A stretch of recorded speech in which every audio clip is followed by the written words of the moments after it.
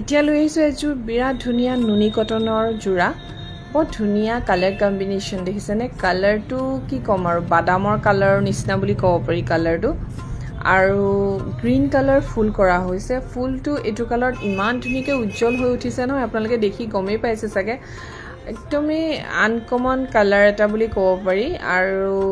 যেটো ডিজাইন দিয়া হৈছে গছা ফুলৰ যেটো ডিজাইন মানে আতৰি নাযায় হুনকালে ন একচুয়ালি সলতি ডিজাইন হয় এটো যথেষ্ট ধুনীয়া কাপোৰজোৰ আহল বহল 38 পানাৰ মেখেলা হয় আৰু লগতে মই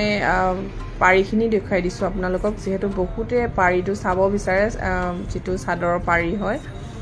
আৰু লগতে এয়া ব্লাউজ পিসও আছে একে লগতে আৰু যদি আপোনালোকে লব বিচাৰে নুনি কটনৰ জোৰা আমাৰ ওচৰত বহুতখিনি আছে ডিজাইন আৰু এইবোৰ হ্যান্ডলুম হয় দেই আমি মেচিন মেড কাপোৰ নাৰাখো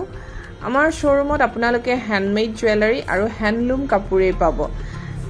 আমাৰ অসমৰ যিখিনি সম্পদ হয় হ্যান্ডলুম যিখিনি আমাৰ হিপিনিয়ে ইমান কষ্টৰে বোৱা